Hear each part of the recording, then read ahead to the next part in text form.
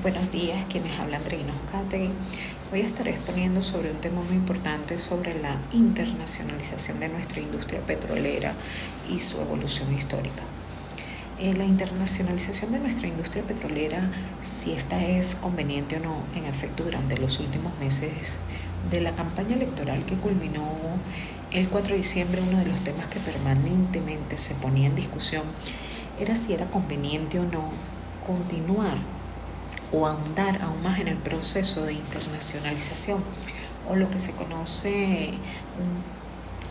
el proceso de internacionalización de PDVSA, de nuestra industria petrolera nacional. Y para tratar de comprender un poco de toda esta polémica, todas estas cuestiones que se han presentado, críticas, opiniones, a favor o en contra, es conveniente quizás comenzar diciendo que lo que como ha funcionado el negocio petrolero tradicional, mientras las 7 hermanas son las grandes empresas multinacionales norteamericanas y europeas, eran las que prácticamente manejaban el negocio petrolero a nivel mundial. Ese negocio en un nivel de actividad se caracterizaba por su alto nivel de integración. Es decir, que las mismas compañías realizaban todos los estadios o estaban presentes en todos los estadios de operación, como eran, por ejemplo, el de explotación, el de exploración, la explotación de transporte de los crudos, el almacenamiento de los crudos, la refinación de ellos,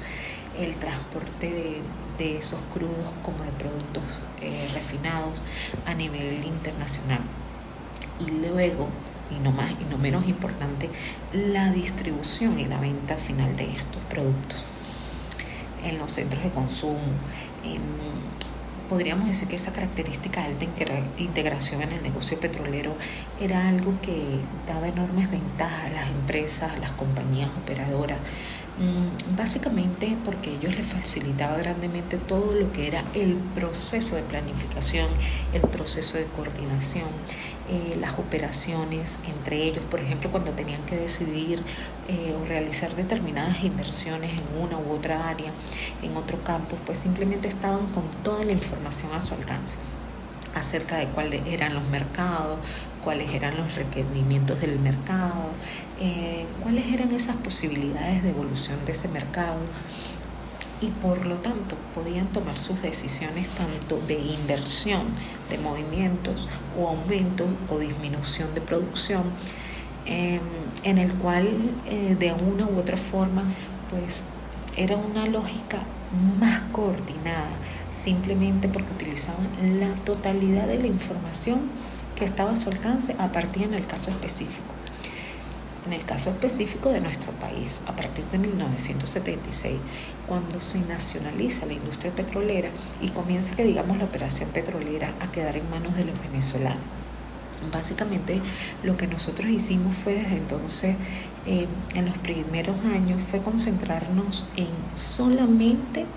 una parte o en alguna de las operaciones petroleras, operaciones petroleras tradicionales. Nos concentramos en todo lo que fue el aspecto exploratorio, en el que hicieron grandes inversiones, grandes esfuerzos, tanto en tierra firme, que fue la explotación petrolera, como en el transporte interno, en la refinación local de algunos crudos, que podríamos anteriormente, con la adquisición de tanqueros o flotas, como así decirlo, para transportar esos crudos y sus derivados, en el cual se refinaban en el país. Tanto que nos adentramos dentro de la industria petrolera en lo que fue un proceso de comercialización, es decir, transporte a nivel internacional de estos crudos y productos, pero Venezuela no tenía, una presencia en todo lo que eran los estadios últimos de refinación in situ o en los centros de comercialización o de consumo, ni tampoco todo lo que era el proceso de distribución y venta final en esos centros de consumo dentro de los países consumidores. Básicamente en los países industrializados de los Estados Unidos y Europa, Japón. En esta situación, digamos que se traía una serie de problemas que no habían estado presentes en la tradicional industria petrolera. Como ya se dijo, era totalmente integrada Venezuela. Se veía en estos ciertos riesgos, como era lógico, porque en realidad no estaba en el dominio de los mercados, no tenía el control prácticamente de los mercados. Los clientes con los que nosotros tratábamos podían simplemente decidir en un momento dado dejar de comprar el petróleo venezolano e ir a comprar petróleo a otro centro de producción, a otro centro de producción superior. Y por esto la industria petrolera desde sus inicios tuvo un claro,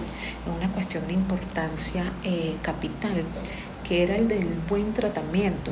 de una seriedad máxima del cumplimiento de todos los compromisos, de todos los suministros de petróleo con los clientes tradicionales. También se intentó diversificar el espectro de cliente, de esta forma que no tuviésemos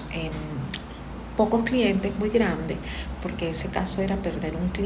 cliente que iba a ser un descalabro realmente serio para el país, sino tratar más bien de diversificar en la mayor medida posible el monto de clientes que nosotros teníamos, de tal forma que así ese buen comportamiento, esa seguridad de suministro, esa seriedad en las actuaciones, en el cumplimiento de los contratos con esos clientes realmente nos asegurarán francamente que atendieran en la mayor medida posible la fidelidad de los mismos, y que somos los más o menos contar con un mercado relativamente estable. De allí podríamos decir, sin embargo, desde la naturalización de esta parte han sucedido pues muchas cosas. Se dio, por ejemplo, la segunda crisis petrolera del año 79, del año 80, donde una condición de sobredemanda había escasez de petróleo a nivel internacional, y pues por lo tanto la gente estaba un poco ansiosa de comprar cualquier cantidad de petróleo se ofreciese en el mercado en esa circunstancia. Obviamente los productores, los oferentes de petróleo en ese mercado eran los fuertes. Entonces podríamos decir que entre el origen y el futuro de la OPEP, que fue en septiembre de 1960, en una conferencia de Bagdad, 5 naciones, Arabia Saudita, Irán, Irak, Kuwait y por supuesto nuestro país Venezuela, fundaron la Organización de Países Exportadores de Petróleo, llamado actualmente la OPEP. El objetivo era tal que, como reza la resolución del organismo, era coordinar políticas petroleras para sus miembros y salvaguardar sus intereses individuales y colectivos. Eso significa decidir que como un grupo el control de la producción para consolidar los precios del crudo. Hoy era la instancia que cuenta con 13 miembros. El aumento de la demanda de petróleo fomentó la influencia del organismo, que jugó un papel clave en la geopolítica mundial.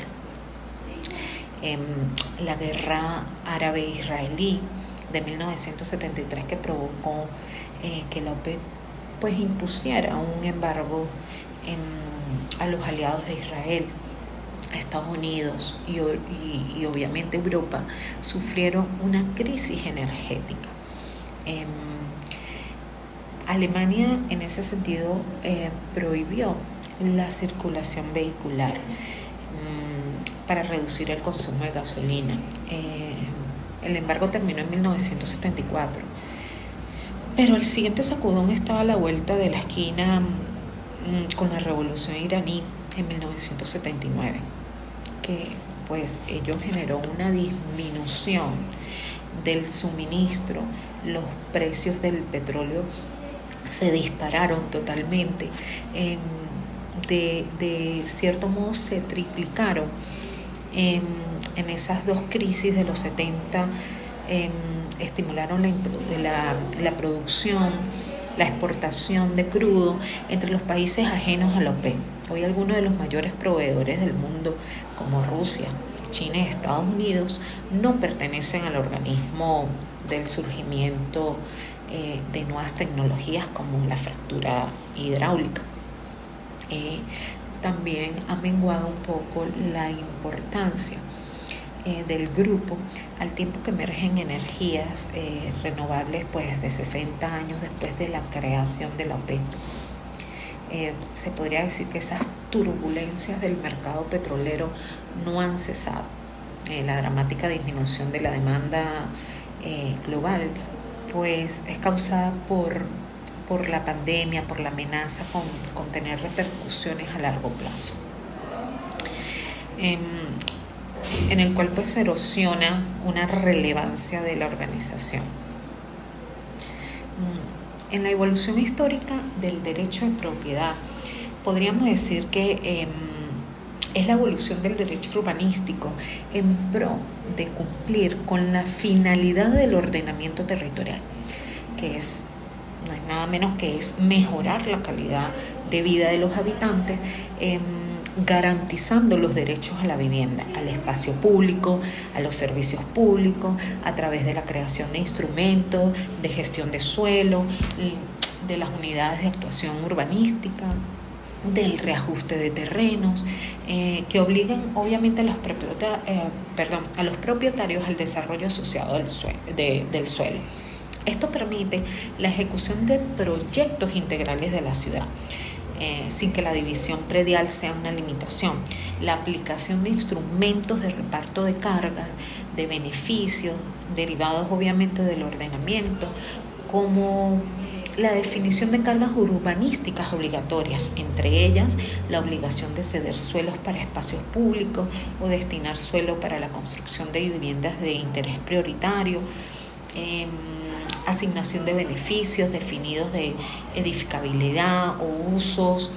o generación de instrumentos de financiación pública basados en las transferencias, en la compensación, en el intercambio de derechos que se entendían antes eran inherentes al derecho de propiedad y que hoy solo se conciben con naturales a un nivel mínimo, siendo los demás un patrimonio público. Encantada de poderles darle un resumen breve de esta exposición. Un placer saludarles. Gracias.